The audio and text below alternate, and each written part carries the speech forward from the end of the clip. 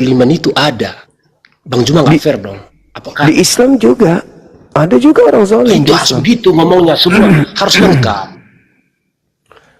Iya, Mas- enggak, maksudku salah satu aspek Islam itu komponen kisi-kisi pengajarannya adalah salah satunya menjelaskan tentang Yahudi, Nasrani dan orang zalim yang ada di antara keduanya. Ada juga Islam membahas Islam itu sendiri, orang zalim yang ada di dalamnya, orang munafik yang ada di dalamnya. Islam juga mengurai itu. Cuman kan sekarang kita realita yang ada ini kita lagi membahas tentang perbandingan agama kan gitu. Bukan bicara internal agama. Perbandingan agama. Begitu abangku. Kira-kira apa yang abang temukan perbandingan di sana? Coba biar saya juga mendapatkan sesuatu hal yang baru dari Bang Juma. Kira-kira seperti apa? Apa gitu? Iya, utamanya konsep bertuhan, abang. Konsep bertuhan. Iya, kan sebelum Islam datang, sebelum Kristen datang, orang-orang Yahudi kan sudah punya Tuhan dan kita akui Tuhan mereka itu adalah Tuhan yang benar. Islam, Kristen harus mengakui itu kan. Yang datang kepada Abraham, Yismail, Isa, Yakub, Musa, termasuk yang datang kepada Yesus. Itu kan Tuhan yang betul. Di mana orang Hindu, orang Buddha nggak ngakui itu, kita Islam Kristen ngakui itu. Iya kan ya? Nah, tiba-tiba saja muncul ajaran yang ingin menandingi Tuhannya Yahudi. Coba yang disebut Bang Juma menandingi, versi mana itu? Versi mana? Maafkan saya sebelumnya, Bang. Gak apa-apa, harus memaafkan manusia. Ketika saudara kami Kristen tidak puas dengan hanya satu Tuhan, itu aja. Harus ada Tuhan-Tuhanan yang dari manusia, yang inkarnasinya dari Tuhan itu sendiri, teofaninya dari Tuhan itu sendiri. Padahal tanpa itu, ya orang Kristen itu bisa selamat hanya dengan berfokus ibadah menyembah yang satu ini. Hakikat pencipta yang datang menyatakan diri kepada para nabi. Yesus pun kan jelas, Bang. Kenapa saya berbicara tentang zalim? Saudara kami Kristen itu orang pintar loh. Di dunia ini hampir mereka yang berkuasa tentang ekonomi, politik, dan seterusnya. Tapi ada sisi di mana mereka zalim terhadap diri mereka sendiri. Contoh nih, ketika saudara kami Kristen kami perhadapkan dengan data Bible di Matius 7 nomor 15 sampai nomor 23. Itu cakupan bunyinya. Pada hari terakhir nanti, kata Yesus, banyak orang berseru kepadaku, Tuhan, Tuhan, bukankah kami bernubuat memakai namamu dan bermukjizat juga pakai namamu, mengusir setan juga pakai namamu?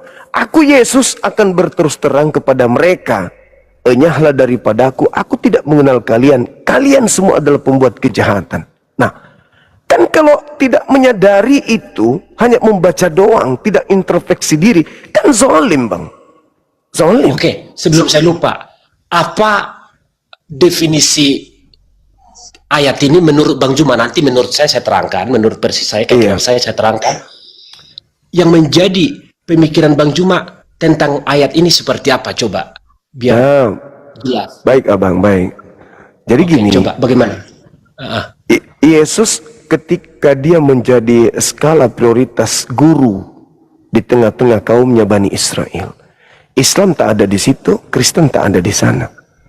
Yesus berpesan kepada muridnya Bani Israel di data 15-nya, waspadalah kepada nabi-nabi palsu yang datang kepadamu menyamar seperti domba, padahal sesungguhnya mereka adalah serigala yang buas. Dari buahnya kau bisa mengenal nabi palsu itu. Apa buah dari nabi palsu?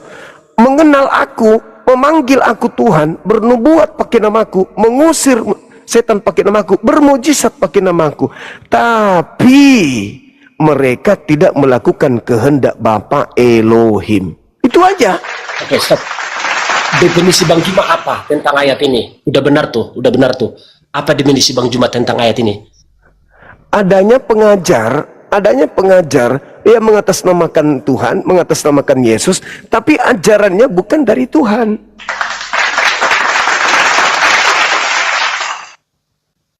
Itu Bang. Benar tapi kurang tepat, Bang. Silakan. Lantas Bang Juma ya sampai hari ini nggak ketemu klimaksnya bagaimana ayat demi ayat, rentetan dari ayat demi ayat. Sebenarnya Bang Juma, ini jangan marah Bang ya. Enggak. Ini Terbuka aja Bang, hanya kita pendapat. dialog. Nah, ini hanya Yes, pendapat. Kalau saya berpendapat nih, cuma ini di lingkaran ajaran kami memang prioritasnya gitu ya. Boleh Bang Juma ini saya sebutkan bagian dari ayat itu, penyesat-penyesat. Jangan marah. Enggak. Bukan berarti Bang Juma itu penyesat. Tapi kami kategorikan Bang Juma itu bagian dari itu, seperti itu. Jangan marah Bang Juma, izin. Enggak, saya enggak marah. Pemahaman yang saya mau jabarkan. Iya, silakan. Bukan maksud, bukan merendahkan Bang Juma. Yang seperti inilah salah satunya yang dikategorikan, digolongkan manusia-manusia atau orang-orang yang menyesatkan. Bukan, jangan nanti salah memahamkan ya. Versi kami pun, di kami pun kalau ada ajaran-ajaran yang bukan berasal dari Kristus sendiri, termasuk dianya penyesat-penyesat. Tetapi kami harus bijaksana di sini, harus bisa mengalamatkan ayat ini lebih tepatnya bagi orang-orang yang seperti apa, yang melakukan apa, yang bertindak apa, yang berbuat apa, kira-kira begitu Bang. Bukan berarti ajaran terdahulu pada masa itu hanya pada saat itu, enggak. Dan itu berlaku sampai hari ini. Sampai hari ini. Contoh, Edis pun kalau salah termasuk penyesat. Bang Juma pun kalau salah, ini ya versi yang kita pelajari gitu ya. Termasuk, bukan saya bilang Bang Juma penyesat, bukan begitu. Siapapun yang menyimpang, yang tidak pada koridor yang diajarkan Tuhan itu, termasuk dia penyesat, termasuk siapapun. Bukan hanya, mungkin di pikiran Bang Juma itu, Paulus, bukan begitu Bang. Iya. Bukan hanya, katakanlah kalau Abang berasumsi, Paulus selalu teman-teman yang ada di atas.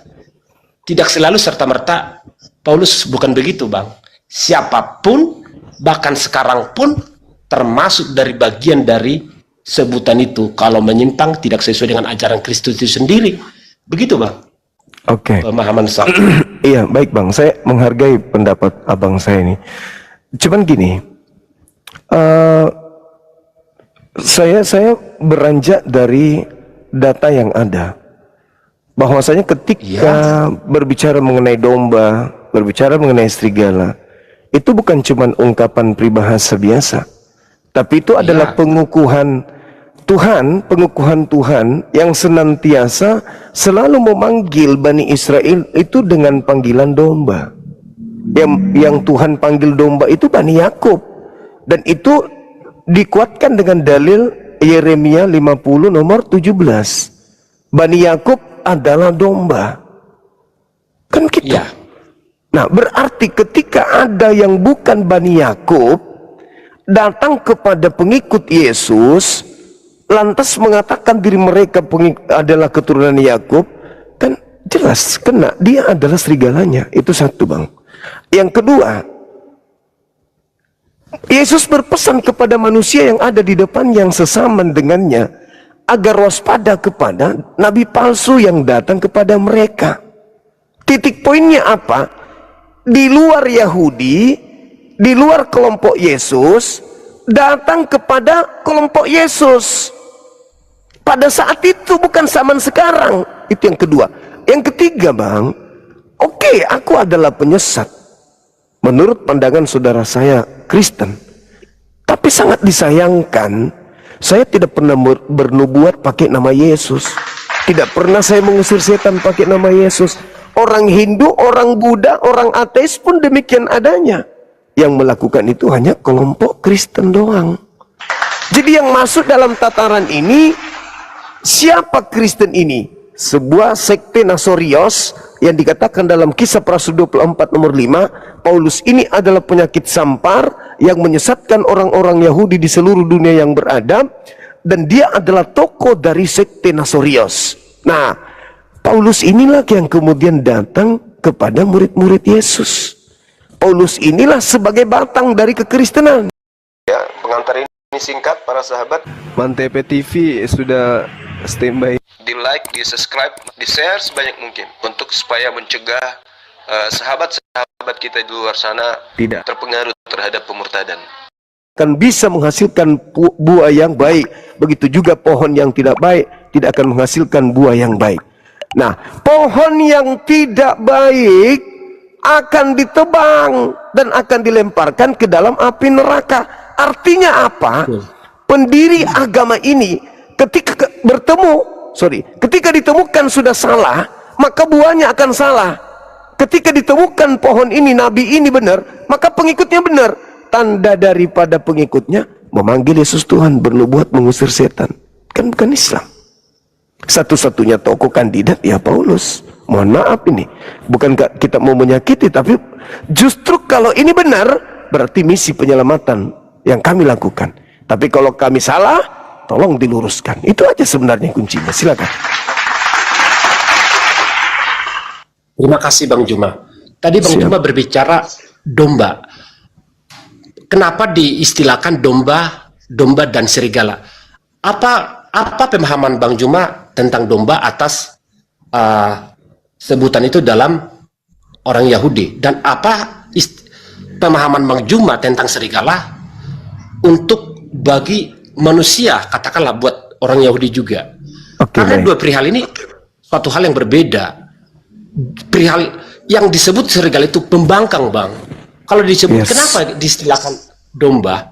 Karena dia penurut, taat aturan, ya taatlah, bukan seperti serigala yang taunya hanya merusak, mencekam, menerkam, seperti itu Bang, definisi dari pemahaman kami.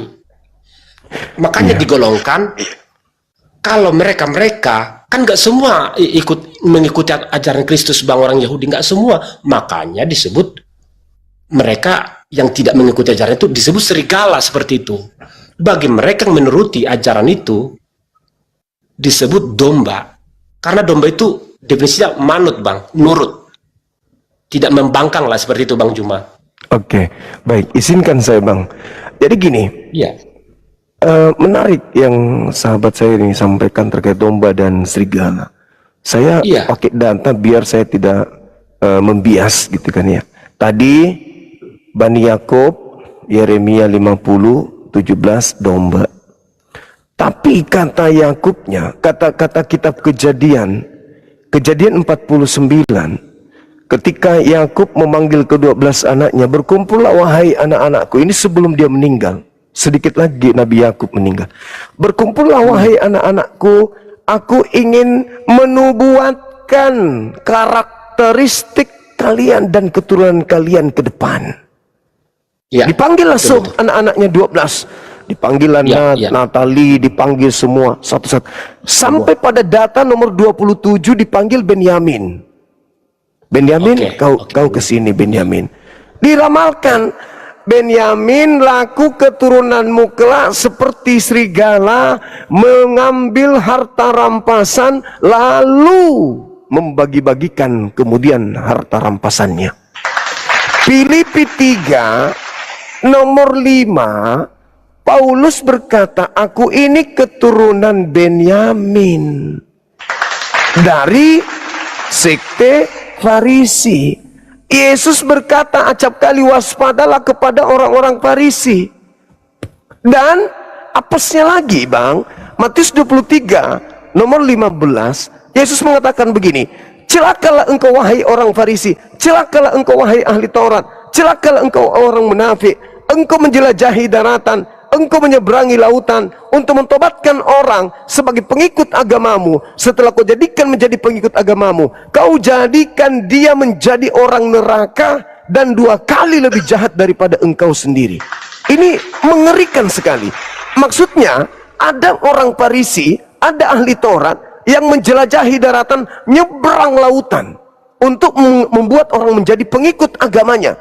Tapi anehnya setelah menjadi pengikut agamanya, menjadi orang neraka dan 2 kali lebih jahat daripada orang Farisi ini sendiri.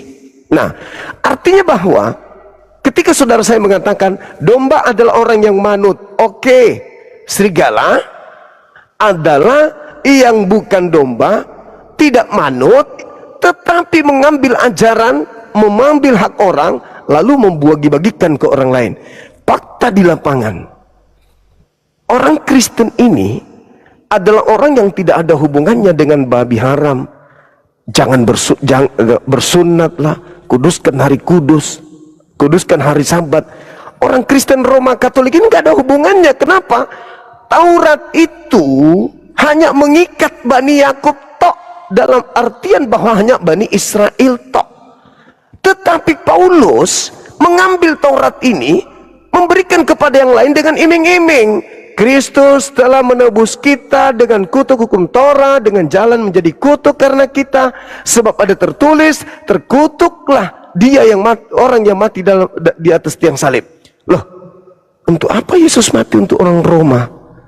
Torah berlaku, apa pengaruhnya dengan orang Roma? Torah dibatalkan, apa pengaruhnya? Toh hukum Taurat itu hanya untuk kaum Israel saja. Kenapa harus Taurat itu dijadikan alasan untuk membebaskan orang-orang yang lain di luar sana, makan babi dan seterusnya? Kan tidak ada aturan Tuhan untuk mereka. Nah, inilah yang saya katakan, ketika Yakub menubuatkan tentang Benyamin, merampas hukum, lalu kemudian membagi-bagikan ke bangsa lain. Makanya, ya, saya sudah acap kali bertemu dengan pendeta senior, saya katakan, abangku, tolong tunjukkan legitimasi pengesahan orang-orang Kristen, Katolik, Protestan, apapun sektenya, mereka menggunakan terjemahan kitabnya Yahudi. Apa haknya itu? Apa haknya? Sementara Ulangan 33, Ulangan 5, Mazmur 147, hukumku yang datang kepada Yakub, aturan-aturanku yang kuberikan kepada Israel, tidak aku berlakukan kepada bangsa lain. Nah, sekarang kenapa jadi ada di bangsa lain? Nah, ternyata kembali ke tadi, ya, Benyamin punya anak, salah satunya menjadi serigala yang merampas itu dan membagikan ke bangsa asing. Seperti itu, abangku. Jadi domba serigala itu jelas adanya. Jadi ketika Anda dikatakan menyebut namaku, mengusir setan, bermujizat pakai namaku, habis itu ketemu Yesus. Yesus kan mengatakan, aku diutus hanya kepada domba yang sesat dari umat Israel. Begitu hari terakhir nanti setelah kiamat, muncullah orang-orang datang. Ya, Yesus, dulu waktu di bumi kami bernubuat loh pakai namamu. Maaf, aku tidak mengenal kalian. Aku ini hanya untuk Bani Israel. Nah, itu yang saya ingin katakan, Bang. Silakan. Saya mengakui ya, Bang Juma itu luar biasa, apa ya, Abang itu pintar. Cuma yang saya sayangkan Bang Juma itu apa ya? Apa pura-pura nggak tahu apa atau supaya gimana? Saya nggak bisa menetapkan sesuatu untuk Bang Juma itu. Abang itu pintar, tapi kok nggak? Tapi klimaksnya nggak apa ya bahasanya ya, biar yang lebih tepat ya, supaya nyambung gitu. Abang pun nanti akan gimana ya? Takutnya kalau abang jadi apa, abang pura-pura nggak tahu apa gimana, Bang ya? Bicara aja abangku, bicara apa? Silakan. Jangan sungkan sama aku, jangan sungkan. Gini Bang, saya akuin abang itu pintar. Jadi hukum Taurat yang lama, kalau itu terlalu banyak aturan, kalau nggak salah itu, ini tanpa baca, tapi aku sering baca Bang. Cuma nggak usah lah bilang tertulis di mana, paling dicari nanti, bisa dicari. Tapi nggak usah lah suruh saya nyari ayat ya. Itu terlalu sulit dilaksanakan orang Yahudi. Kalau nggak salah itu sampai 600-an. 613. Aturan-aturannya terlalu sulit untuk dilaksanakan. Bahkan tidak seberapa persen yang bisa melaksanakannya. Saya berpikir begini, kalaulah Tuhan itu hanya hadir dalam orang Yahudi, saya nggak mau meyakini sampai sekarang. Benar dong, logika ya. Kalaulah Tuhan itu seperti yang bilang hanya untuk orang Yahudi, abang selalu berkata, fokus, bukan Tuhanmu tuh, kira-kira seperti itu bahasa sederhananya. Itu Tuhan orang Yahudi, itu bagian dari orang Yahudi, hanya hadir buat orang Yahudi. Disinilah Bang Juma akan bertentangan dengan apa yang ada sekarang. Kenapa? Makanya kami bersyukur Sangkin, kenapa kami bersyukur? Kalau Israel nggak membangkang, mungkin kami nggak mengikuti Yesus sampai sekarang. Kalau Israel tidak tegak tengkuk, apa sih bahasanya? Tegar tengkuk. Tidak keras kepala, mungkin kami tidak akan mengikuti Kristus sampai sekarang. Karena ada ya ayatnya, cuma saya lupa. Kalau kehadiran Kristus itu akan membelah apa tuh namanya tuh? Lupa saya. Bait suci. Tidak lagi hukum Taurat itu hanya berlaku untuk orang Yahudi. Bahkan di kitab berapa ya, lupa saya. Yesus itu hadir buat seluruh umat, seluruh kaum. Jadi nggak ada batasan, hanya hadir buat orang Yahudi.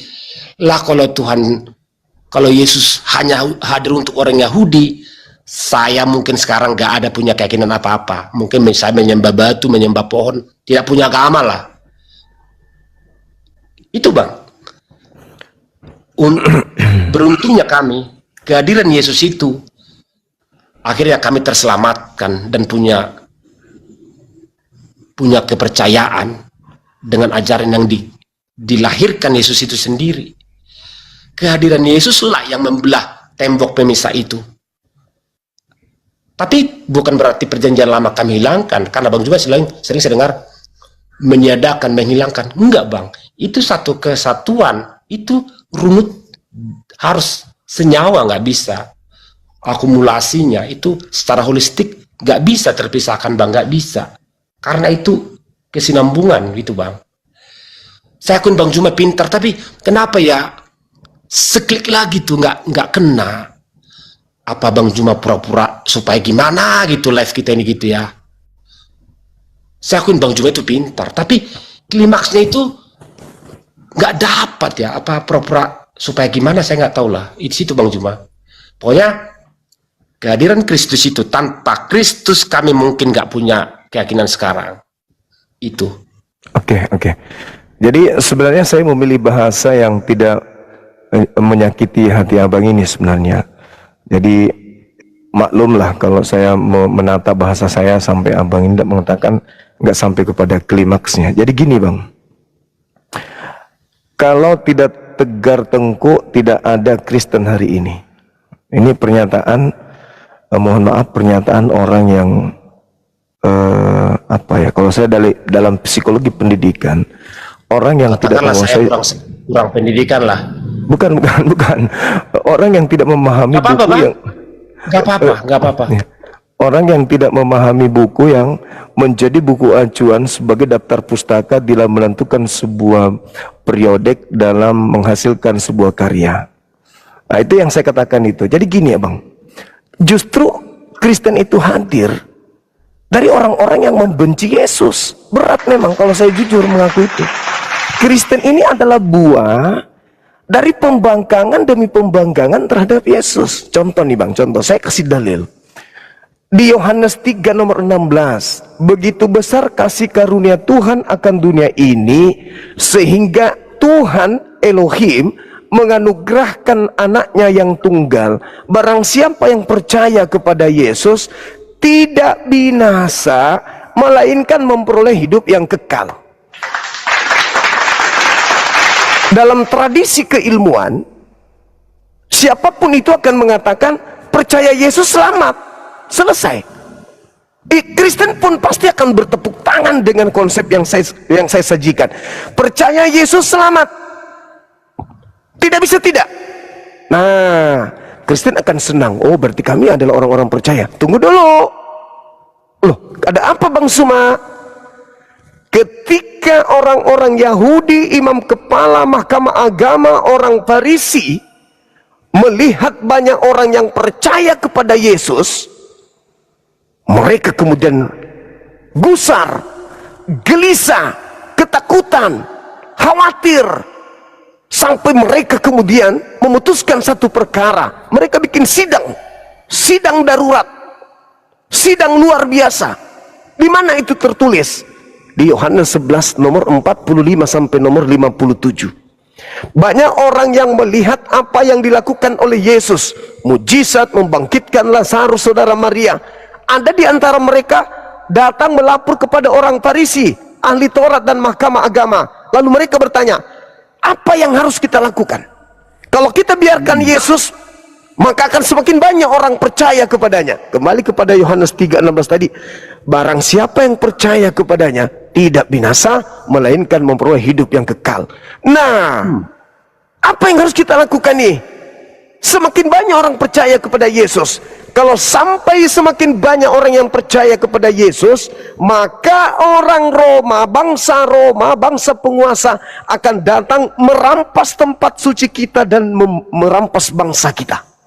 Kalau semakin banyak orang percaya kepada Yesus, maka apa yang terjadi? Imam kepala kemudian sidang pada saat itu. Imam kepala berkata kepada orang-orang Yahudi, ahli Taurat, mahkamah agama, dan juga orang Farisi. Hei, kata imam kepala, kalian tidak insaf dan kalian tidak tahu adalah lebih baik satu orang Yesus mati daripada seluruh bangsa kita ini binasa. Ayat selanjutnya mengatakan, hal itu dikatakannya bukan dari dirinya sendiri, akan tetapi sebagai imam besar tahun itu dia bernubuat bahwa pembuka Yesus harus mati untuk bangsa Israel, dan bukan hanya untuk itu saja, melainkan juga untuk mempersatukan anak-anak Elohim yang sudah bercerai-berai. Nomor 53-nya, maka mulai saat itu mereka sepakat membunuh Yesus. Apa yang terjadi?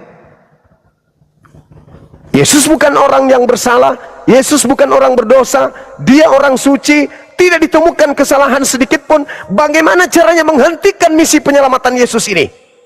Apa yang terjadi kemudian? Iblis ikut campur tangan, merasuki Yudas. Harus kau hentikan Yesus, karena kalau kau tidak hentikan, kami tidak ada teman ke neraka. Iblis masuk ke Yudas, Yudas berkhianat. Imam kepala kemudian Markus 14 nomor 1 bersepakat melakukan tipu muslihat untuk membunuh Yesus. Matius 26 nomor 4 nomor 2 nomor 59, imam kepala mahkamah agama menyusun siasat dengan kesaksian palsu di depan mahkamah agama agar bisa membunuh Yesus.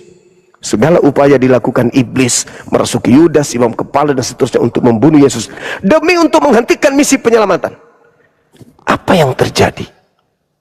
Andai saja, saya katakan sering kepada teman diskusi saya, andai saja Bang Suma hidup di zaman Yesus, aku serahkan jiwa ragaku untuk melindungi Yesus, demi agar jangan dihentikan penginjilan.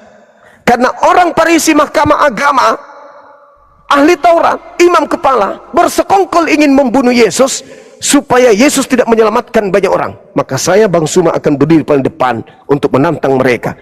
Biarkan kemudian Yesus aman melakukan penginjilan agar semakin banyak orang percaya kepada dia, agar semakin banyak orang memperoleh hidup yang kekal. Kalaupun saya harus mati, saya mati syahid memperjuangkan Yesus. Tetapi sayangnya saya nggak ada, maka hari ini saya memperjuangkan harga diri beliau. Apa yang terjadi pada zaman itu? Imam kepala memaksa Pilatus menjatuhkan hukuman mati kepada orang yang benar ini. Artinya apa? Mahkamah agama bekerja sama dengan iblis ingin menghentikan penyelamatan yang Yesus ajarkan kepada kaumnya. Sesuai dengan Yohanes 6 nomor 13. Apa yang terjadi? Berhasilkah iblis? Berhasilkah imam kepala mahkamah agama? Berhasilkah orang Farisi membunuh Yesus? Kalau berhasil, maka misi penyelamatan berhenti. Nah, bagaimana dengan penyesat yang tadi berhasil membunuh Yesus? Apakah berhenti diam? Tidak. Setelah mereka menghentikan misi penyelamatan yang dilakukan oleh Yesus, rancangan berikutnya adalah bagaimana bisa menipu seluruh manusia agar mereka tidak menyembah kepada Tuhan yang benar, melainkan menyembah kepada Yesus yang mereka salib. Di mana itu terjadi, abangku? Silakan habis ini Anda baca dengan seksama. Petrus berkhotbah di dalam Kisah Para Rasul 2 nomor 29, 30, 30, 31, 32, 33, 34, 35, 36, 37, 38, 39, 70, 71. Apa yang dikatakan Petrus di sana? Daud, nenek kita, pemakamannya, kuburannya masih ada di tengah-tengah kita, telah bernubuat Tuhan akan membangkitkan seorang Mesias yang jasadnya tidak mengalami kematian, jasadnya tidak ditinggal di kuburan, melainkan tangan kanan Elohim akan mengangkatnya ke langit. Jadi seluruh orang Israel harus tahu bahwa Yesus yang kau salibkan ini, wahai orang-orang jahat, telah dibuat menjadi Tuhan dan Kristus. Jadi hukuman bagi yang menyalib Yesus adalah mereka harus menjadi hamba dari Yesus. Mereka harus menjadikan Yesus sebagai Tuhan. Mereka harus menjadikan Yesus sebagai penolong. Mereka harus menjadikan Yesus sebagai sembahan mereka. Itu hukuman. Meninggalkan penyembahan terhadap Tuhan yang betul. Al-Quran saya mengatakan, surah Al-Araf ayat 27 ayat 30, disebabkan karena mereka tidak beriman kepada Nabi Isa, maka aku Tuhan menjadikan iblis menjadi penolong bagi mereka, menjadi Tuhan bagi mereka. Makanya abangku mohon maaf sedikit lagi. Ketika para penyesat ini yang membunuh Yesus ini berkata kepada Petrus, loh kok bisa kayak begitu Petrus? Ya, itu sudah ketetapan Tuhan. Lalu apa yang harus kami lakukan?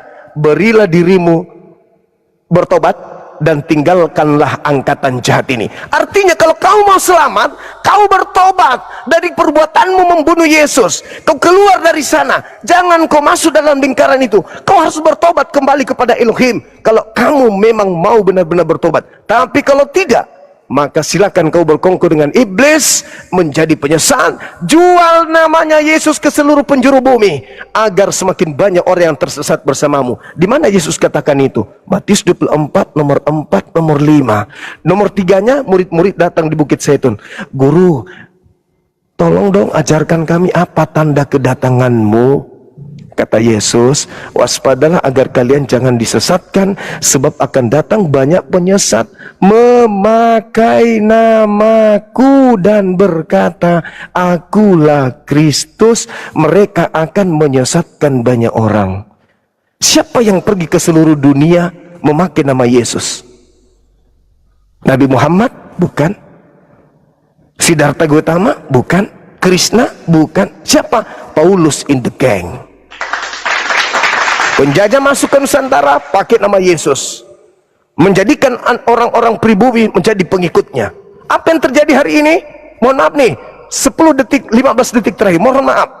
Ketika orang Yahudi masih memurnikan akidah menyembah Shema Israel, Adonai Eloheinu, Adonai Ahad, orang Kristen malah sibuk mendudukkan Yesus yang dilantik oleh Tuhannya Yahudi menjadi Tuhan bagi penyesat, bagi pembenci Yesus, setara dengan Tuhan. Makanya ketika dikatakan siapa yang kalian sembah di gereja? Yesus. Siapa Yesus itu? Dia adalah Elohim, Tuhannya Yahudi yang turun berinkarnasi jadi manusia.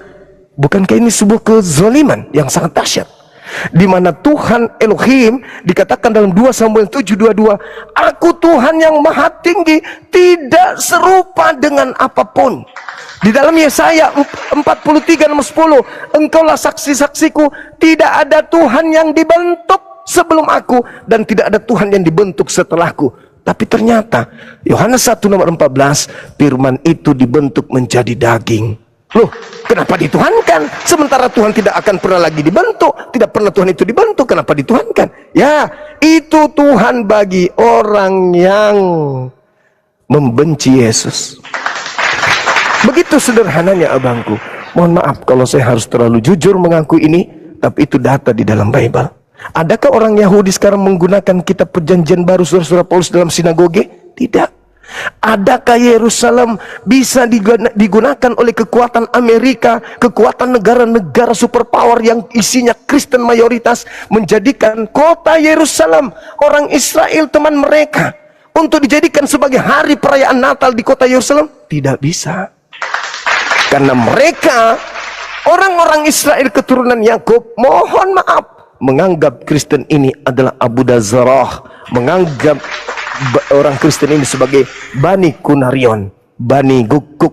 Mohon maaf, Makanya sering kita melihat saudara-saudara kita Kristen begitu di luar Yerusalem, mereka memuji Yerusalem, mereka memuja-muja orang Yahudi. Begitu mereka sendiri ke tempat Yahudi, maaf, mereka diludahin. Jadi sibuk sendiri di luar. Kenapa? Tuhan yang bernama Yesus itu adalah Tuhan yang dilantik oleh Tuhannya Yahudi untuk mereka para penyesat. Dan penyesat ini keluar ke seluruh penjuru dunia mencari pengikut. Dan pengikutnya salah satunya adalah abangku. Coba kita lihat dalam Roma 14 nomor 9. Untuk itulah Yesus mati agar ia dibangkitkan untuk menjadi Tuhan. Untuk siapa menjadi Tuhan Yesus itu? Untuk pengikut Paulus. Kok ada Tuhan dibentuk oleh Tuhan?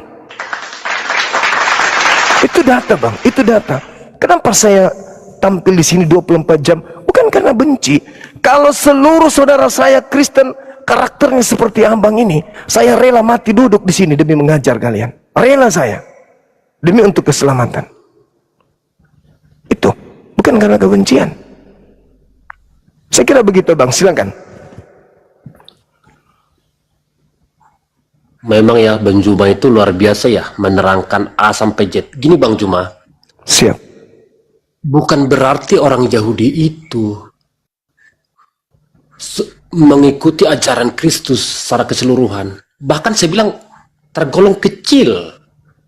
Kenapa hadir dari mulai nabi, rasul, hakim-hakim, bahkan sampai raja.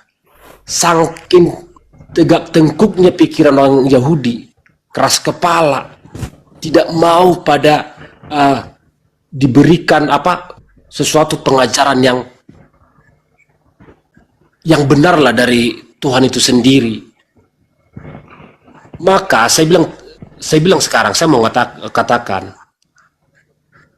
aku mau bertanya nih sama Bang Juma, kira-kira kalaulah Kristus itu tidak ada, bagaimana Kristen yang ada di Indonesia? Kira-kira menurut Bang Juma ya, kalau Bang Juma terus berkeras, Kristus itu bukan Tuhan, Yesus itu bukan Tuhan, bukan Kristus maksudnya, Yesus itu bukan Tuhan. Selalu Bang Juma menekankan kepada kami umat Nasrani, Yesus itu bukan Tuhan. Kalian menyesatkan, tidak menganggap manusia sebagai Tuhan. Kalau bukan Yesus, kami mungkin tidak terselamatkan, bahkan kami mungkin tidak punya kepercayaan, tidak punya agama. Bang Juma harus hadir untuk menerangkan itu. Kira-kira nih, nggak ada Yesus, kami seperti apa coba, Bang Juma? Oke, Kira-kira baik abang. Baik abang. Coba, kira-kira gimana coba? Apa jawabannya? Ada dua poin. Al-Quran saya mengatakan begini. Farikan hada wa farikan hakka alaihimud dalala. Di ayat lain dikatakan fa'alhamaha fujuraha wa taqwaha. Manusia itu punya potensi menjadi taat dan punya potensi menjadi jahat. Lalu Al-Quran juga mengatakan setelah melihat di aspek kemanusiaan kita sebagai keturunan Adam, Al-Quran mengatakan farikan hada. Sudah pantaslah sebagian manusia itu mendapatkan keselamatan. Wa farikan hakka alaihimud dalalah. Dan sudah pantas sebagian mereka itu menjadi celaka, menjadi jahat, menjadi penghuni neraka, menjadi sesat. Kenapa? Mereka tidak menggunakan akal. Maka ketika mereka masuk neraka itu karena pilihan dia sendiri, karena tidak menggunakan akal. Itu kata Quran. Nah, pertanyaan saudara sangat menarik. Bagaimana kalau tidak ada Yesus? Saudaraku, Yesus itu memang Tuhan untuk golongan orang jahat. Memang sudah dipersiapkan untuk menjadi sembahan-sembahan orang jahat. Makanya mohon maaf nih sekali lagi, Paulus mengatakan apa? Kristus telah memerdekakan kita. Merdekakan kita dari mana, Pak? Memerdekakan kita dari kuk penghambaan. Apa itu kuk? Beban. Kristus mati untuk membebaskan kita dari menyembah Tuhan. Jadi kita ini hamba siapa? Kamu bukan lagi hamba Tuhan. Kamu itu adalah anak-anak Tuhan. Oke. Jadi hari Minggu kita ke gereja ngapain, Pak? Menyembah Tuhan. Loh, katanya kita bukan anak Tuhan. Berarti di gereja kita nyembah siapa? Mau tidak mau Kristen tetap menyembah. Kalau Kristen tidak menyembah Tuhan, tidak bertuhan, berarti Kristen adalah ateis. Oh, kita tetap bertuhan. Hei, Paulus mengatakan kita bukan hamba Tuhan.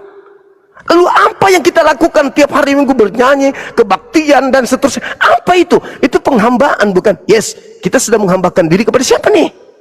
Kepada Tuhan? Kagak. Tapi kita menghambakan diri kepada siapa? Tidak ada perintah Tuhan ke gereja hari Minggu, tidak ada perintah Yesus ke gereja hari Minggu. Lalu ini perintah siapa? Bisikan siapa nih? Kompak kali kita. Itu pertanyaan. Jadi Yesus tetap aja Tuhan bagi kelompok yang tadi. Tuhan telah membuat Yesus yang kau salibkan itu menjadi Tuhan. Ya silakan Anda tuhankan. Nah, gimana solusinya? Jangankan saudara saya Kristiani, bahkan orang-orang Yahudi yang punya kitab, yang bersusun Nabi diutus kepada mereka. Ketika Nabi Muhammad itu datang, apa kata Quran? Ya ahlal kitab, qad ja'akum rasuluna yubayyinu lakum katsiran mimma kuntum tukhfuna minal kitab wa ya'funa an katsir. Qad ja'akum minallah wa nuru wa kitabum mubin. Wahai ahli kitab yang dulu padanya ada Nabi Musa, ada Abraham, ada Yakub, ada Ishak, ada Harun, ada Salomo, ada Musa, ada Yesus. Telah datang kepada kalian Rasulku untuk menjelaskan sebagian isi kitab yang kalian sembunyikan. Sungguh telah datang kepadamu cahaya, yaitu Nabi Muhammad, dan kitab suci yang menjelaskan, yaitu Al-Quran. Wahai ahli kitab, telah datang kepadamu ya yahdi bihi man ittaba ridwana subulas salam. Dengan Al-Quran itu Allah menunjukkan kepada orang yang mengikuti ridhanya kepada jalan keselamatan. Dan dengan Al-Quran itu juga Allah mengeluarkan manusia dari berbagai kegelapan menuju cahaya dengan izinnya, dan menunjukkan kepada satu jalan yang lurus. Jadi saudaraku, ketika saudara bertanya seperti itu, kami ini bagaimana kami ini? Sebenarnya ya, orang-orang Kristen yang hidup berdampingan dengan umat Islam hari ini, itu adalah orang-orang Kristen pilihan Tuhan. Kenapa saya katakan pilihan Tuhan? Karena orang Kristen yang hidup sudah Islam datang. Yang kasihan itu adalah Kristen yang belum datang Islam. Setelah Islam datang, itu adalah rahmat, itu adalah berkah. Jangan disia-siakan. Karena Al-Quran menyuruh, wahai ahli kitab, telah datang kepadamu Rasulku, Nabiku, membawa cahaya Islam dan kitab suci Al-Quran sebagai jalan keselamatan. Artinya bahwa, jangankan kita ini, orang Yahudi yang punya kitab aja, yang punya Nabi beruntungannya, diseru untuk kepada Nabi Muhammad. Nah, poin kedua. Poin ketiganya adalah, coba kita lihat, Musa diutus hanya kepada kaumnya Bani Israel. Yesus diutus hanya kepada kaumnya Bani Israel. Matius 15 nomor 24. Aku diutus hanya kepada domba yang sesat dari umat Israel. Matius 10 nomor 5 nomor 6. Yesus berpesan kepada ke-12 muridnya agar jangan ke bangsa lain, melainkan pergilah kepada domba-dombaku yang hilang dari umat Israel. Kalau dombaku ada di Indonesia, pergi ke Indonesia. Dombaku ada di Papua, pergi ke Papua. Tapi jangan ke bangsa lain, cukup kepada bangsaku, yaitu Bani Israel. Itu pesan Yesus. Itu pesan Yesus. Jadi ketika ada kemudian perintah seperti itu, Nabi Muhammad berbeda. Tibalah saatnya dunia kemudian mengalami penginsapan dosa. Apa kata Yesus di dalam Matius 16 nomor 7, nomor 8, nomor 9 sampai nomor 15. Aku memang harus pergi, kata Yesus. Sebab kalau aku tidak pergi, maka roh Hamed dalam bahasa Aram, roh Hamed dalam bahasa Arabnya di Quran, ismuhu Ahmad. Kalau aku harus memang pergi, kata Yesus. Sebab kalau aku tidak pergi, maka roh kebenaran itu tidak datang. Nabi Isa berkata dalam Al-Quran, wa is qala Isa ya Bani Israel, inni rasulullahi ilaikum musaddiqan lima baina yadayhi minat Taurah wa mubasyiran bi rasuli ya'ti min ba'di ismuhu Ahmad. Isa berkata, wahai Bani Israel, aku ini adalah utusan Tuhan untuk kalian semua. Aku datang membenarkan Torah dan memberitakan akan datangnya seorang penolong lain setelahku bernama Ahmad. Yohanes 16 nomor 7 sampai nomor 15. Itulah salah satu alasannya kenapa gereja-gereja mula-mula tidak mau menetapkan bahasa kitabnya dengan menggunakan bahasa Aram, tapi bahasa Yunani, karena istilah-istilah penamaan sifat-sifat Nabi Muhammad banyak tertulis di dalam, tetapi dirubah dalam bahasa Yunani, diterjemahkan dengan bebas sehingga Nabi Muhammad kehilangan nama di sana. Dan itu diterangkan dalam Al-Quran. Diterangkan mereka sengaja untuk menghilangkan identitas kenabian yang datang kepada manusia setelahnya sebagai penutup para nabi. Nah, lanjut. Ketika Nabi Muhammad datang, Bang, apa suruhannya? Ya ayyuhan nas, wahai seluruh manusia. Berbeda dengan Yesus, Shema Israel. Yesus hanya menyeru Israel. Musa juga begitu, Shema Israel, Adonai Eloheinu, Adonai Ahad. Qul huwallahu ahad. Hanya Bani Israel yang disuruh. Yesus pun begitu, hanya Bani Israel. Tapi kalau Nabi Muhammad, ya ayyuhan nas, wahai seluruh manusia, Kristen kah dia, Hindu kah dia, Buddha kah dia, ateis kah dia, selama dia manusia, inni rasulullahi ilaikum jami'a, sesungguhnya aku ini adalah utusan Tuhan kalian untuk kepada kalian semuanya. Jadi kalau saudara berkiblat agama di barat, Anda berkiblat kepada orang-orang yang dilantik Yesus untuk Tuhan mereka. Tetapi kalau Anda berkiblat ke timur, Anda berkiblat kepada tanah kelahiran para nabi, menjadi muslim. Makanya orang Yahudi, orang Islam tidak pernah berselisih tentang Tuhan, tidak pernah berselisih tentang kitab, tidak pernah berselisih tentang nabi. Sudah 1400 tahun belum ada sejarahnya orang Yahudi dengan Islam mempeributkan tentang Tuhan. Tuhanku yang benar, oh enggak, Tuhanku yang benar, enggak. Kenapa?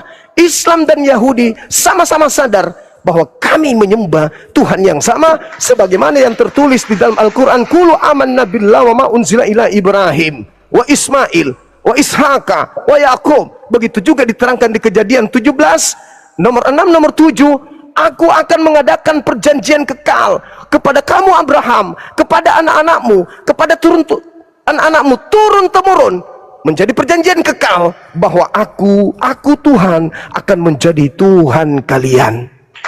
Makanya orang Yahudi, orang Arab tidak pernah ribut tentang Tuhan. Meskipun bunuh-bunuhan yang terjadi di Yerusalem sana, di Gaza sana, di sana itu tidak pernah mereka berselisih tentang Tuhan. Tapi coba kalau orang Kristen dengan orang Yahudi, mohon maaf, begitu masuk ke sana orang Kristen diludahi, salibnya dibuang, salibnya oh na'udzubillah, thumma na'udzubillah. Tapi mereka orang Yahudi tahu persis Islam adalah agama yang diwariskan kepada keturunan Nabi Abraham dari silsilah Yishmael. Itu fakta, Bang. Itu fakta, itu real. Maka Islam datang sebagai penolong. Maka berbahagia, coba lihat sahabatku, coba lihat orang-orang Kristen yang terpelajar, yang masuk Islam itu, coba tengok mereka. Orang-orang terpelajar, orang-orang cendekiawan di Kristen kita tuh yang masuk ke Islam, menjadi tokoh sekarang. Orang-orang yang paham sekarang tentang Islam rata-rata adalah orang terpelajar di Kristen. Sementara kita yang jemaat biasa ngotot, tapi dalil nggak tahu. Mereka sekolah STT, sekolah sampai di luar negeri. Apa yang ditemukan setelahnya? Dia diutus sekolah untuk menyerang Islam. Begitu mereka mempelajari, loh, apa yang mau diserang di Islam ini? Ini semuanya benar. Apa yang terjadi? Syahadat. Berapa banyak tokoh-tokoh terkenal yang hari ini kita kenal dari Kristen menjadi Islam hari ini? Itu. Tapi sebaliknya, abangku, sebaliknya ini, mohon maaf sedalam-dalamnya. Orang yang mengaku pakar Islam lalu murtad jadi penghujat. Saifuddin Ibrahim jadi penghujat dia. Padahal dia keluar Islam itu bukan karena ada kesalahan di Islam, bukan, tetapi karena capek miskin dan capek ibadah, makanya dia keluar dari Islam. Itu fakta. Seperti itu adanya. Silakan. Saya sih kalau Ibrahim ya, siapa yang di luar negeri Iya, itu? Saifuddin Ibrahim. nggak terlalu suka mulutnya ya, nggak semua dong yang kalau ada anggaplah pemuka, katakanlah dia pemuka ya, kalau memang pemuka dianggap orang, tapi bagi saya tidak mewakili seluruhnya dong, nggak bisa, karena saya lihat mulutnya juga agak kasar juga. Gini Bang Juma, Siap. tadi pertanyaan saya kan, kalaulah Yesus itu nggak ada, berarti Kristen yang di Indonesia tidak punya kepercayaan. Masalah waktu, jadi nggak nyambung dong Bang Juma. Nggak nyambung gini, ajaran Islam datang, katakan hadir dan datang tahun berapa ke Indonesia? Ajaran Kristen kalau nggak salah lebih dulu kan? Lebih dulu Islam, abad ke-8 Bang. Kristen datang abad ke-17. 14 apa 17? 17. Berarti sejarah yang saya baca salah dong ya? Ada yang mengatakan 14. Sebenarnya duluan mana datang Bang? Duluan Islam, abad ke-8 sudah ada Islam di Nusantara. Karena di kampung saya kok, saya rasa itu Islam pertama masih kuburannya itu 19 meter. Iya, yang pasti sejarahnya Islam masuk ke Indonesia itu di abad ke-8. Abad ke-8? Iya. Tertulis di mana Bang? Nanti aku baca dulu. Silakan aja, sejarah Islam pertama kali masuk di Nusantara, silakan aja Anda buka. Duluan Islam daripada Kristen, Katolik juga. Berarti apa yang saya pelajari selama ini salah dong? Setahu saya ini ya, Ya. berarti yang saya pelajari salah. Yang saya pelajari waktu itu duluan antara tahun 1.13 sama 1.17. Berarti salah ya. Tapi nanti boleh saya lihat lagi. Jadi kurang bukan nggak nyambung ya. Harus saya memilih kata-kata supaya saya tetap sejuk. Antara waktu nggak sinkron Bang. Karena Abang di situ seolah-olah menawarkan keyakinan Abang tuh seolah-olah sudah ada. Tapi kan nggak di semua daerah itu ada Bang. Jadi nggak, antara spelling waktunya itu nggak nyambung gitu Bang. Yesus abad pertama, sedangkan ajaran saudaraku sebelah di abad 600-an. Abad ke-6 bukan 600-an. Abad ke-7 Bang. Katakanlah itu di ujung abad ke-6. Tapi jauh banget itu Bang. Bagaimana Bang berpendapat di situ? Seolah-olah. Dan satu hal yang saya mau katakan, Abang, Iya Bang. Abraham, Ismail, Ishak. Kalau menurut saya, yang saya pelajari, tertulis di hukum Taurat yang perjanjian lama, harus dari orang Israel sendirilah yang benar-benar nabi yang mereka anggap. Apakah ada tertulis di, saya nggak tahu di Al-Quran tertulis bahwa orang Israel itu harus tunduk dan mengikuti Rasulullah. Ada tertulis itu? Tadi Bang, Al-Quran surah Al-Ma'idah ayat 15-16. Ya ahlal kitab, Orang Israel mengikuti Nabi Muhammad. jalannya Rasulullah. Iya. Itu seruannya tadi yang saya bacakan tadi tuh. Surah Al-Ma'idah ayat 15-16. Wahai Bani Israel, telah datang kepada kalian Rasulku untuk menjelaskan banyak dari isi kitab yang kalian sembunyikan. Sungguh telah datang Nabiku Muhammad berupa cahaya dari Allah, dan Al-Quranku sebagai kitab suci yang menjelaskan. Nah, yahdi bihi man ittaba ridwanahu subulus salam. Dengan Al-Quran itu, aku Tuhanmu akan menunjukkan jalan kepada orang-orang yang mengikuti keridaanku menuju kepada keselamatan. Yang dipanggil ahli kitab Bang. Ahli kitab itu Bani Israel. Loh, Nah mungkin abang ini bertanya, kenapa datang terlambat? Abangku, andai saja Nabi Muhammad datang dekat di masa Nabi Isa Yesus, sangat memungkinkan ajaran Nabi Muhammad juga dihancurin sama mereka. Nabi Musa datang hancur, Daud hancur, Salomo hancur, Yesus hancur. Coba Anda baca Matius 21, 23 dari nomor 1 habis ini, dari nomor 1 sampai nomor 39. Bagaimana Yesus kemudian mengutuk keras orang-orang ini. Karena itu kerja mereka apa? Membunuh nabi, menyalib nabi, menganiaya nabi, menghancurkan nabi-nabi, menghancurkan ajaran para nabi. Itu kerjaan mereka. Kalau Nabi Muhammad didekatkan kepada mereka, bang, lalu siapa yang akan menyelamatkan dunia? Ajaran Nabi Musa, coba. Apakah saudara kami Kristen pernah melihat ajaran Nabi Musa? Enggak. Tinggal terjemahan.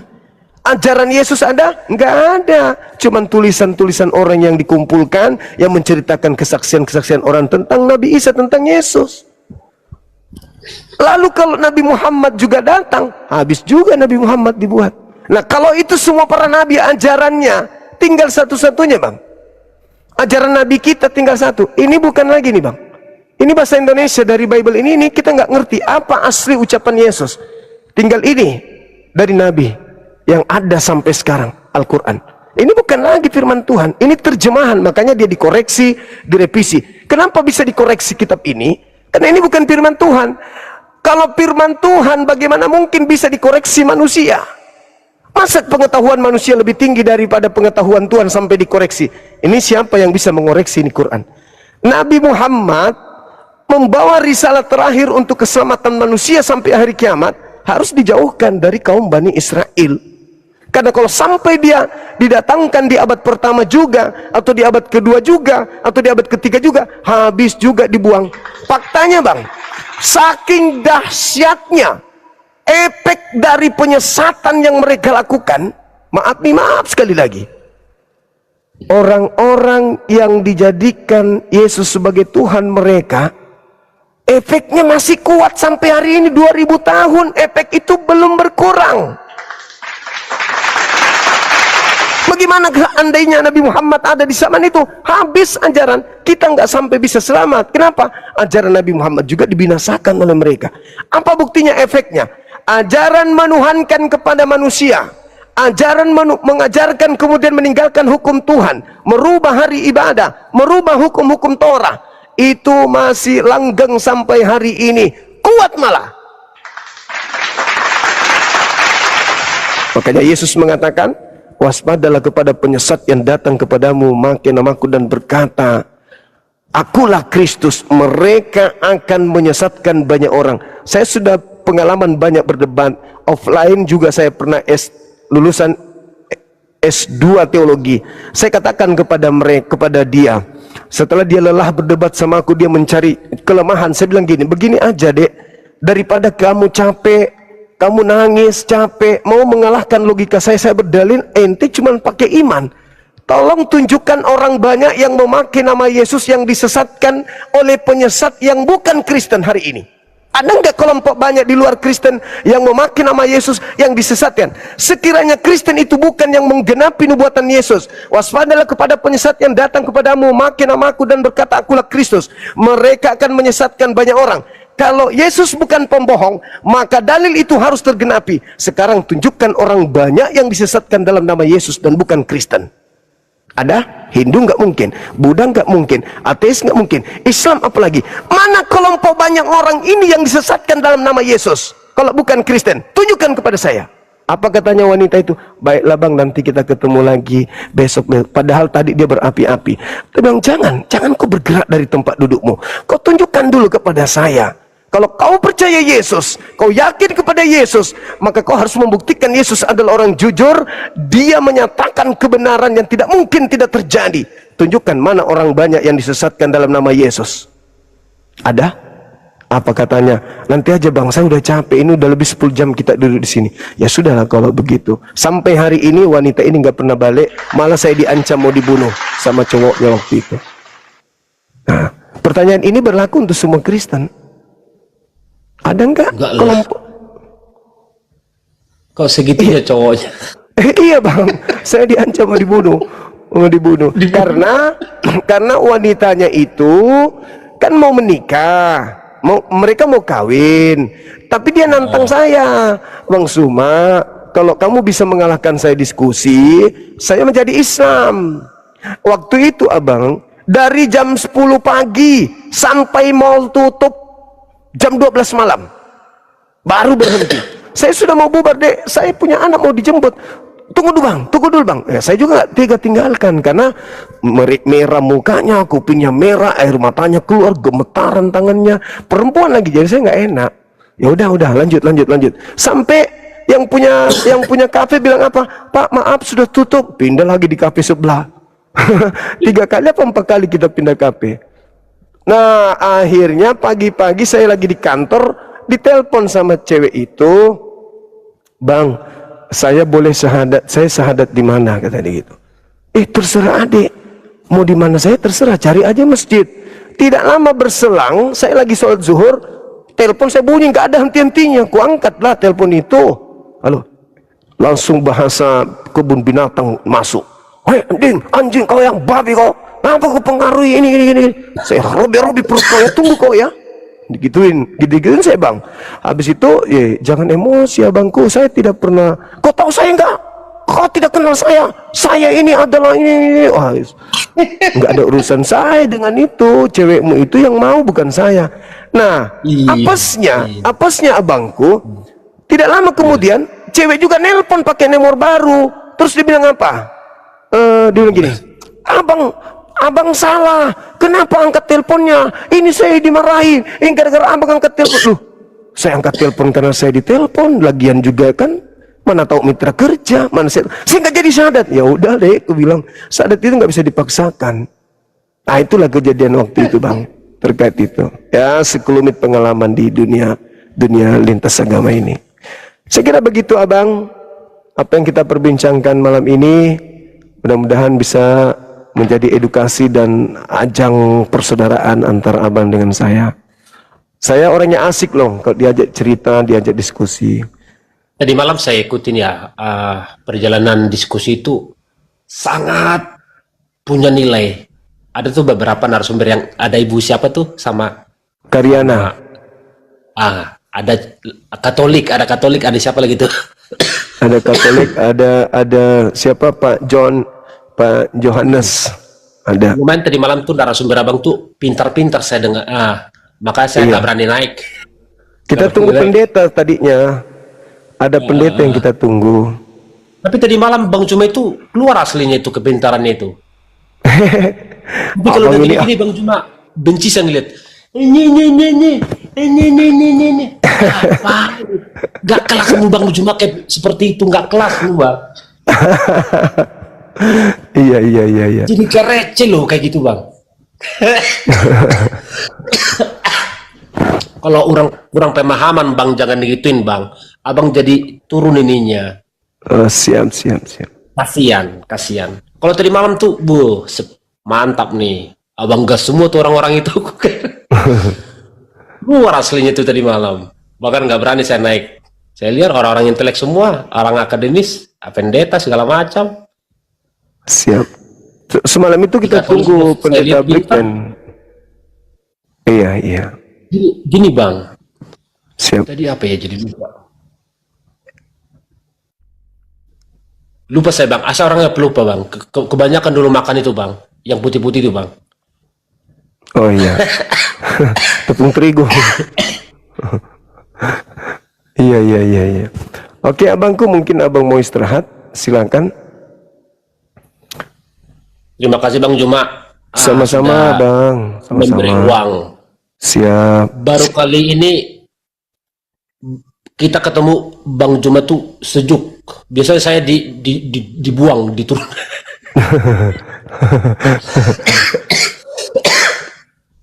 Bang. Siap.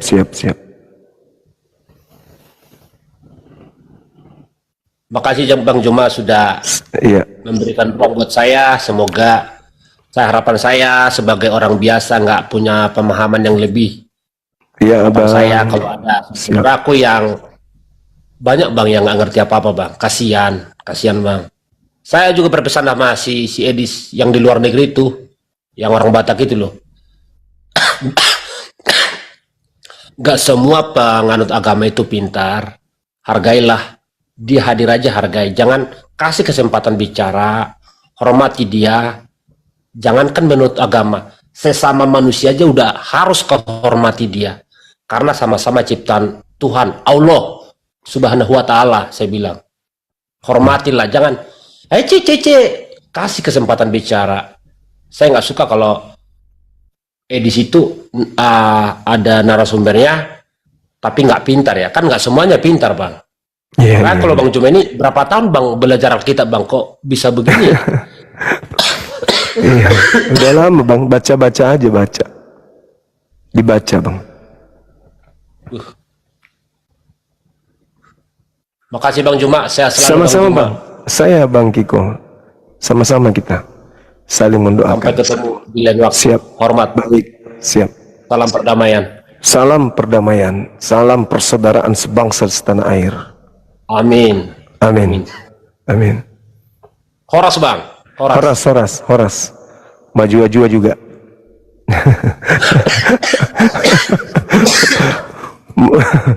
Oke. Mantap. Terima kasih. Nah, ini kan enak kalau kita punya saudara, ya, saudara sebangsa dan setanah, bisanya dirajut diskusi itu dengan baik, tanpa maki-maki, naik langsung, boneng. Santai aja, napa? Itu coba lihat abang kita, baik orangnya, lucu. Assalamualaikum warahmatullahi wabarakatuh. Waalaikumsalam warahmatullahi wabarakatuh. Iya bang.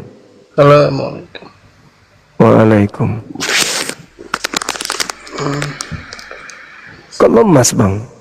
Iya, baru pulang kerja ini bang. Pulang kerja? Katolik Protestan? Muslim bang. Oh Muslim. Alhamdulillah. Iya.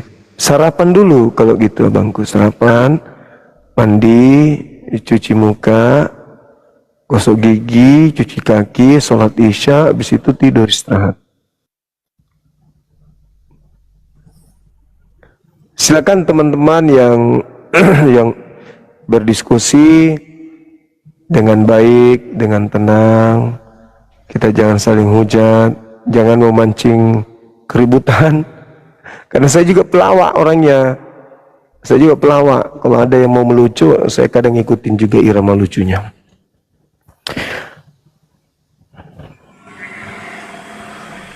Muslim jangan naik ke bang.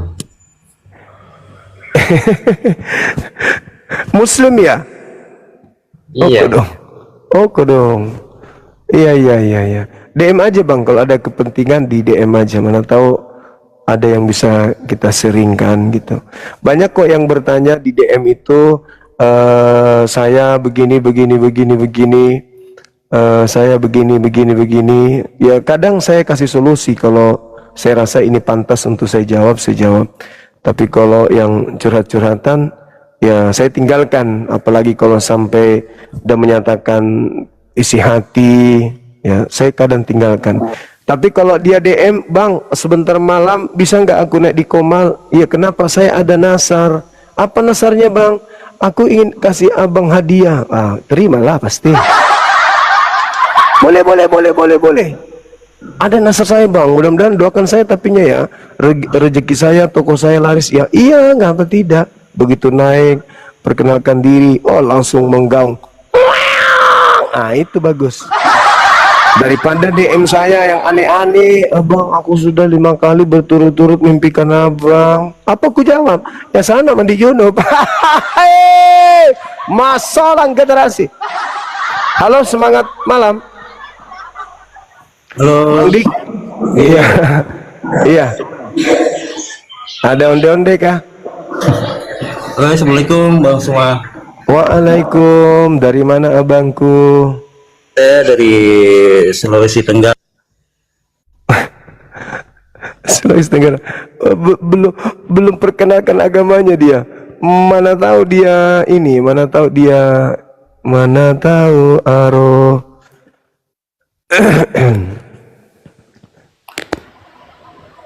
Ya, halo. Bang Juma. Waalaikumsalam Cynthia. Suami lagi nggak di rumah ya?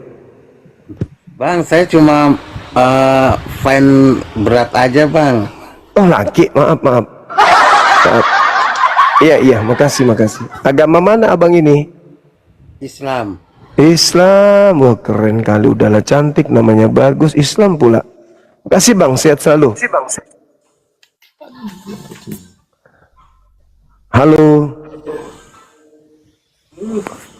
Halo Bang. Halo juga.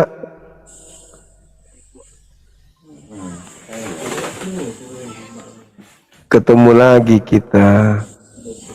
Enggak, aku nggak pernah mampir di Abang kok. Maksudku Bawa aja. saya lagi ngomong sama yang di atas. Abang nggak tahu di atas abang itu ada sesuatu. Apa? Di atas kepala. Tuh di atas kepala. Itu udah lama dia duduk di situ bang. Serius aku nanya. Nggak pegal apa dia duduk di situ? Biarin aja deh bang. Takutnya dia jahat. Takutnya jatuh nanti kena abang. Kan malu Abang di mana ini? Iya. Abang di mana ini? Di Aceh bang. Aceh, masya Allah. Mie Aceh gimana kabarnya? Sehat? Makin lezat. Makin lezat. Jangan. Ya udah nggak usah bahas itu. Ngiler aku langsung jadinya. Langsung telang liur kan? Nah itu dia. Ya ada pesan bang. Ada yang ingin disampaikan? Apa ya, semangat lah bang. Aku selalu nonton semangat. Video-video abang top. Alhamdulillah, masya Allah. Makasih abang, makasih. Semangat terus berjuang ke jalan Allah. Insya Allah. Makasih abang ya.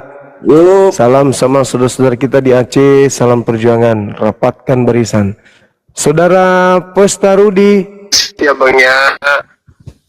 Halo abang. Salam. Bang Pesta. Ada onde-onde kah? Ini yang pendeta yang kita undang tadi mana ya? Kok nggak datang ya? Ini dia. Ini biarawati teman-teman. Nanti coba diminta nomor HP-nya. Halo, selamat malam Ibu.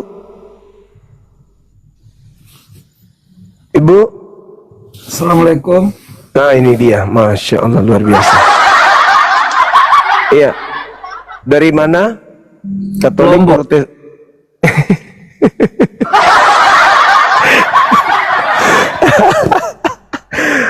Allahu Akbar, maafkan kami abang.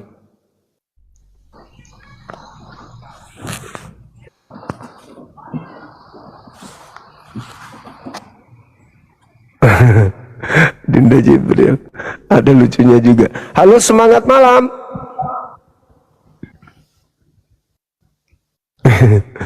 Mana gigi celabai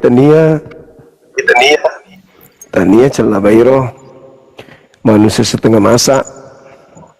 Halo. Assalamualaikum Bang Zuma. Waalaikumsalam warahmatullahi wabarakatuh. Iya, dari mana bang? Dari Aceh juga nih Bang. Salam kenal Bang. Iya abangku, sehat selalu. Salam sama saudara-saudara kita di Aceh, tetap semangat.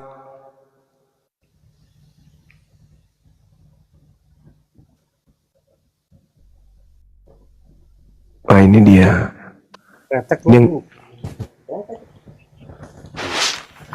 Halo. Halo bang. Halo.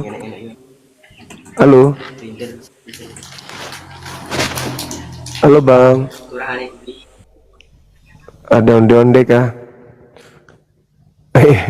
Naik, ngapain coba naik? Tapi diam-diam baik. Diajak bicara nggak ngomong. Kalau dia nyimak kan pasti dia terjaga itu. Kalau dia nyimak pasti dia, kok saya ada di atas kan gitu.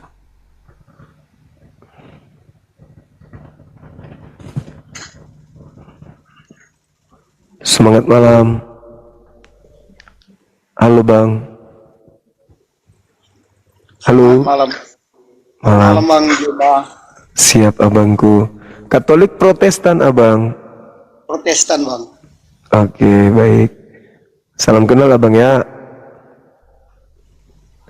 Pulu Serue. Ini nama orang apa nih Bang? Nias ya? Enggak, nama orang Karo Bang. Oh ya oke. Baik. Orang Karo, orang baik. Luar biasa baik. Ya ini ada tema kita Bang terkait dengan YHWH membuat Tuhan baru. Iya.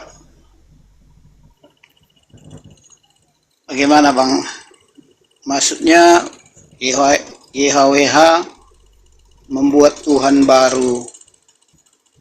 Maksudnya nambah Tuhan gitu ya Bang?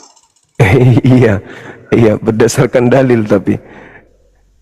Iya. Coba buka dalilnya Bang biar kita bahas bersama-sama. Roma 14:9. Roma 14:9 ya. Siap. Sebentar ya. Saya buka sebentar ya Bang. Siap. Teman-teman di YouTube makasih ya. Jangan merasa dicuekin ya. Soalnya saya ngantuk. Roma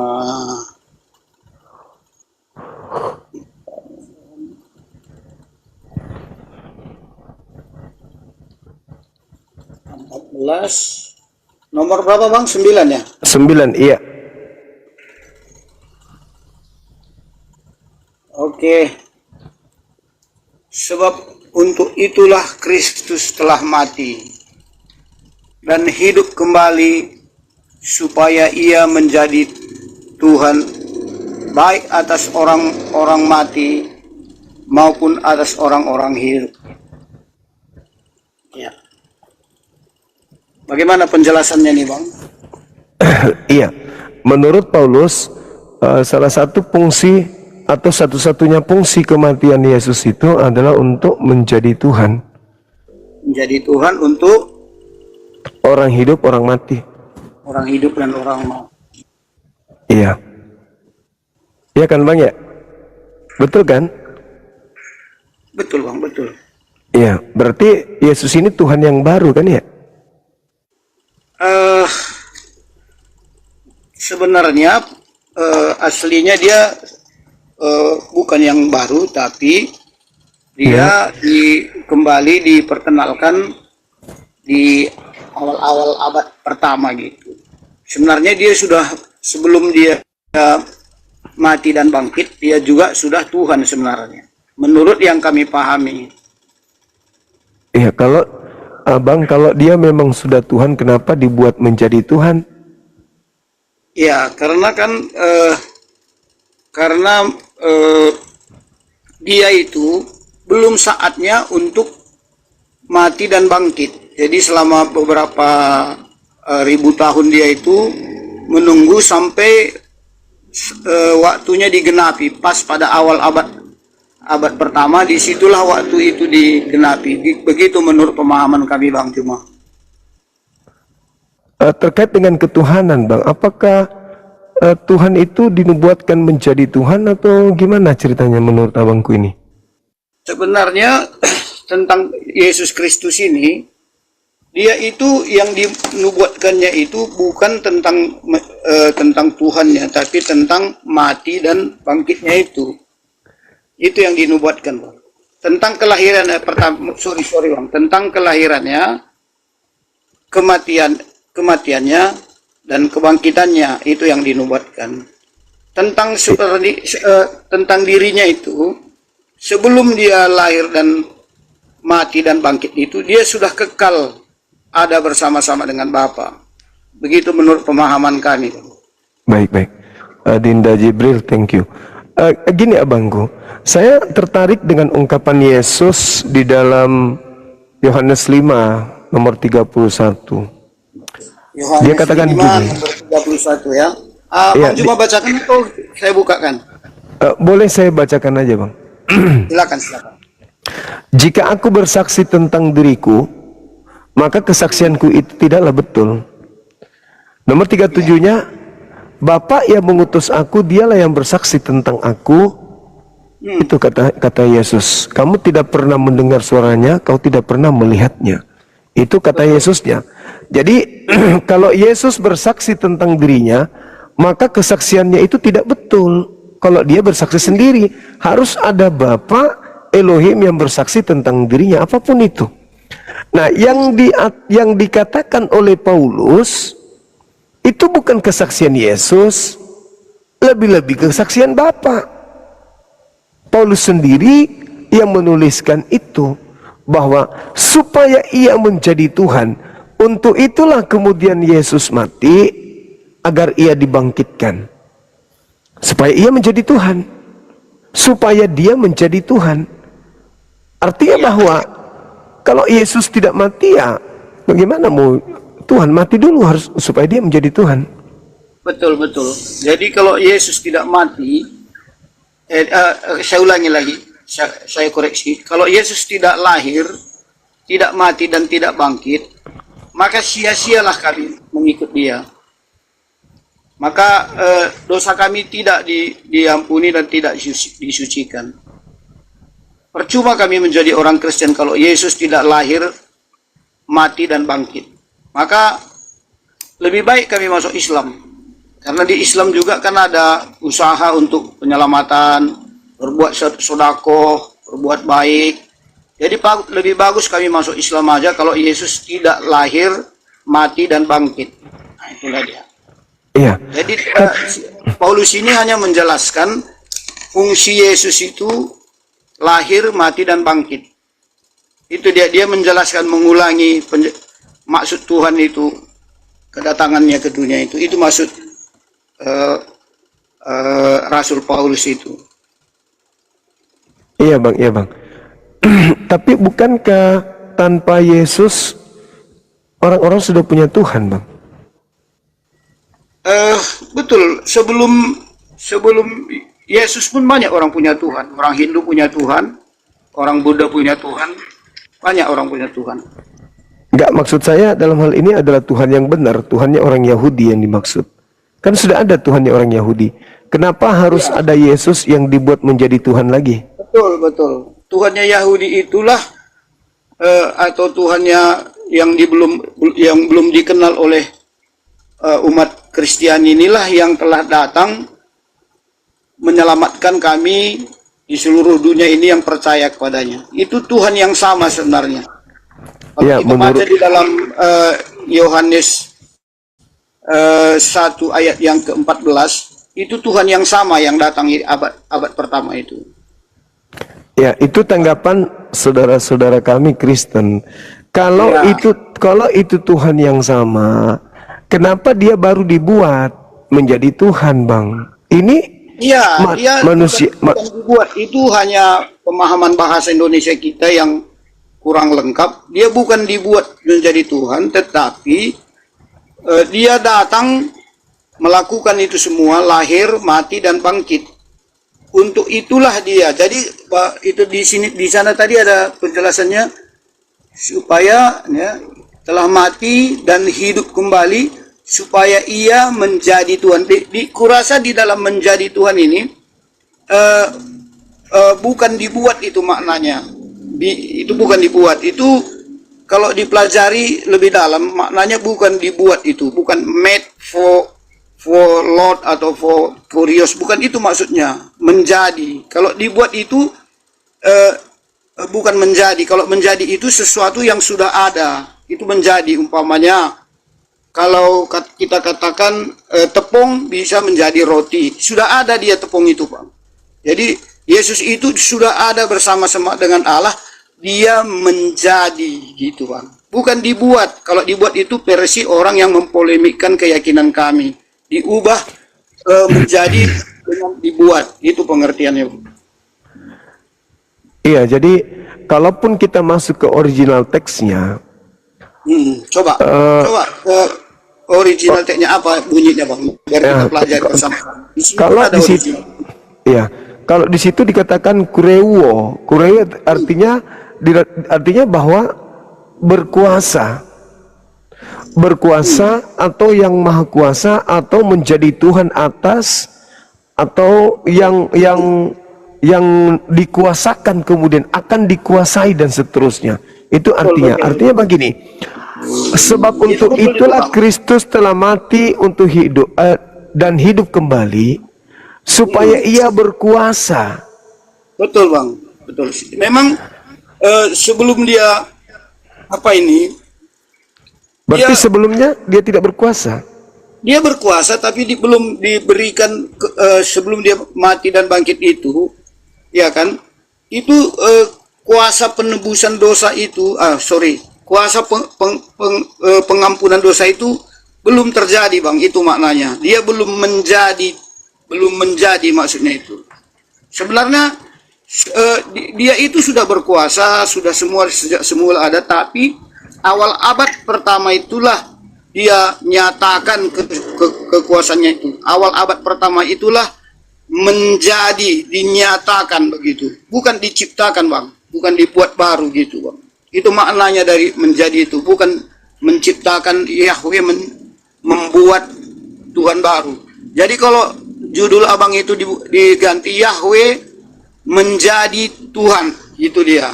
Kata barunya pun nggak ada di situ bang. Itu abang tambah-tambahin itu. Kenapa saya katakan baru? Karena dia sesuatu yang baru dibuat bang. Betul, dia baru menjadi awal abad satu. Bukan baru dibuat bang. Itu captionnya salah itu bang. Itu menyesatkan itu captionnya. Artinya kan asli di situ tertulis menjadi bang, bukan dibuat bang.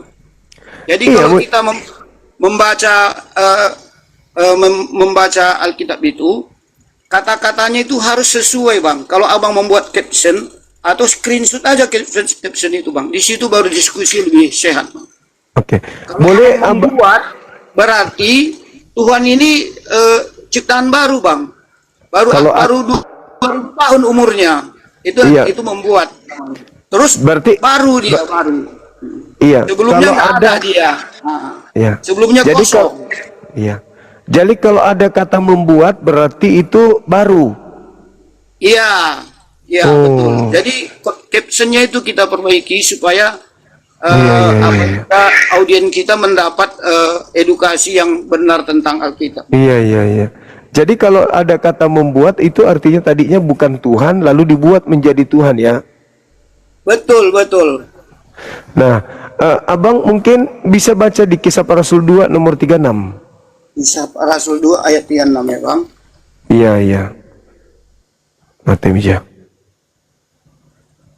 meja. Kisah 2 ayat 36 ya bang? Iya, betul. Jadi saya bacakan ya bang? Boleh. Biar kita diskusi pelan-pelan. Siap. Jadi seluruh kaum Israel harus tahu dengan pasti bahwa Allah telah membuat Yesus. Yaitu bukan menciptakan Yesus itu, Pak. Ya di situ penjelasannya bukan yang sudah ada itu. Maksudnya membuat yang sudah ada, bukan menciptakan baru, Bang. Umpamanya membuat Bang Juma menjadi terkenal, membuat Bang Juma menjadi banyak mendapat gift. Begitu maknanya itu, Bang. Jadi bukan menciptakan Bang Juma, itu maknanya. Coba dibaca dilanjut aja bacanya dulu. Ya saya lanjut ya. Yang kamu salibkan itu ya pas itu, Bang, menjadi kembali lagi seperti tadi, Bang, menjadi Tuhan Kristus. Balik lagi seperti yang caption Abang tadi yang salah itu. Jadi di sini membuat, Bang, ya kan? Allah membuat, katakanlah Pulus Roe ini menjadi terkenal. Nah, itu bukan dia ciptakan itu. Pulus Roe ini udah ada, tapi dia yang dia buat itu membuat Yesus yang kamu salibkan itu, yang kamu siksa-siksa itu menjadi Nah, kan dia ada menjadikan Tuhan dan Kristus. Jadi kata membuat itu Bang, kalau di konteksnya itu udah ada orangnya Bang. Jadi membuat Bang Juma menjadi sangat terkenal dan bisa mengalahkan Edis TV, sehingga Edis TV tidak berani bertemu dengan Bang Juma, gitu kira-kira. Membuat Yesus menjadi Tuhan. Bukan membuat sesuatu yang tidak ada menjadi Yesus, bukan gitu maknanya itu Bang. Jadi kita bahasa Indonesia itu perlu dipelajari Bang. Membuat Ya. Yesus Ya. menjadi Tuhan. Ya, Yesusnya itu sudah ada, dia buat Yesus itu menjadi. Dia tidak menciptakan Yesus baru Bang. Yesusnya ada, Iya. sudah ada. Ya, jadi dikatakan Allah membuat Yesus menjadi Tuhan. Membuat. Ya, di sini arti kata membuat ini bukan menciptakan Bang. Tadi Jadi ada Anda dua makna membuat ini. Kalau membuat, mulai yang tadi memang udah betul, tapi yang ini makna yang membuat itu bukan menciptakan dari baru Bang. tadi kata Maknanya itu sesuatu, umpamanya jalan rusak, kita telah membuat jalan itu sudah ada Bang, tapi rusak dia menjadi mulus, begitu dia Bang. Sehingga enak dilalui, begitu maknanya. Jadi bahasa Iya. Indonesia ini seperti itu Bang. Iya, Yesus ada yang Ada. tadinya manusia dibuat menjadi Tuhan. Karena apa? Kenapa dia dibuat menjadi itulah dia disalibkan itu Bang. Jadi dengan Iya, betul. salib itu, dengan kematian itu, dia menjadi Tuhan Bang. Dia bukan Iya. lagi diciptakan baru. Jadi dia Iya. sudah ada Bang. Sudah ada Yesus itu. Ada manusia, Yesus ada, bahan mentahnya ada, berupa manusia. Tuhan Tuhan membuat Yesus yang manusia ini menjadi Tuhan. Betul. Nah, Memang betul itu Bang. ya Karena sudah. memang dia Tuhan Bang. Iya. Ah. Maksudnya dia melakukan proses itu Bang, proses mati dan bangkit itu. Begitu maknanya itu. Iya, iya. Kalau kita terjemahkan lebih dalam, dia melakukan proses itu untuk melakukan pengampunan dosa itu, sehingga dia itu memang menjadi Tuhan. Hanya Tuhan yang bisa menjadi Tuhan. Jadi yang tadinya bukan Tuhan menjadi Tuhan, kan gitu. Ya Bang ya? Iya. Oke. Tadinya belum melewati proses, sekarang dia sudah melewati proses, gitu dia Bang. Tadinya Iya. dia masih bersama-sama dengan Bapa, terus dia lahir, mulai berproses dia, terus dia mati, lalu bangkit. Tadinya dia belum, masih bersama-sama Bapa, masih mencipta dia, masih membuat langit dan bumi, itu belum melakukan proses menjadi Tuhan itu tadi Bang. Karena pada masa dia mencipta langit dan bumi kan belum ada manusia berdosa. Jadi setelah kita berdosa itu, maka dibuatlah Yesus itu tadi melalui proses itu supaya dosa kita itu diampuni, manusia itu ditebus dosa gitu. Iya. Jadi Itu menurut Yesus, pemahaman kami, Tapi kalau memang Bang Juma punya pemikiran atau tafsir tersendiri terhadap Alkitab kami, juga nggak apa-apa Bang. Namanya juga komal TikTok kan, apa saja pun bisa dibuat kan. Ya kalau memang pasar merespon, ya banyak juga gift-nya kan gitu Bang. iya, lari ke gip Abang. Saya nonton TikTok Bang, apapun sekarang diolah Bang, jadi konten Bang.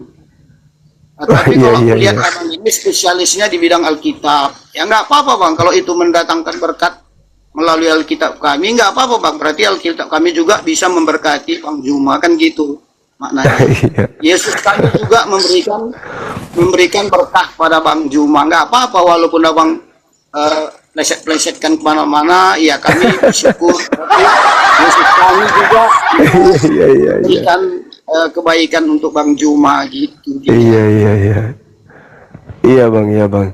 Jadi kesimpulannya, kalau Yesus itu memang sudah Tuhan dari sejak semula, kenapa pada saat dia masih ada di bumi dia tidak pernah mengatakan itu, Bang? Pernah, Bang. Yohanes 3:13, Bang. Pernah dia katakan itu. Tapi Yohanes proses itu tadi, ya. Yohanes Memang 3:13 tidak berbicara itu, Bang. Iya. Ada. Jadi kalau sebenarnya, Bang, menurut konsep Kristen itu, Iya. Tuhan itu bukan yang ngaku-ngaku, Bang. Umpamanya ini Pulusure ini, aku Tuhan, sembahlah aku, dirikanlah doa bagiku, bilang kan. Apa ada yang mau kan gitu. Jadi kalau Tuhan itu adalah katakanlah aku ini orang cerdas, berikanlah hormat kepada aku di sekolah tinggi. Itu kan pengakuan saya, tapi setelah dicek nanti rupanya aku bukan cerdas. Gitu. Jadi kalau Tuhan itu bukan ngaku-ngaku, tetapi diakui, Bang. Diakui dia. Nah, yang mengakuinya sangat signifikan, Bang. Yang mengakuinya gitu. Jadi kalau mengaku-ngaku itu, saya pun bisa ngaku-ngaku, saya orang pinter, saya ini jenius. Tapi setelah orang tanya 51 berapa kali berapa, saya pening. Nggak ngerti saya. Titik-titik kali titik-titik katanya. Terpaksa saya cari kalkulator lagi. Saya nggak tahu. Jadi, tetapi setiap orang datang pada saya masalah, saya kasihkan solusi dia seperti Bang Juma tadi bilang, DM saya kalau bisa saya kasih solusi. Setiap orang datang pada Bang Juma kasih solusi dan orang itu berhasil menjalani hidupnya. Walaupun Bang Juma nggak ngaku, saya akui Bang Juma orang hebat memberikan solusi kepada penggemar Bang Juma yang banyak datang tadi kan.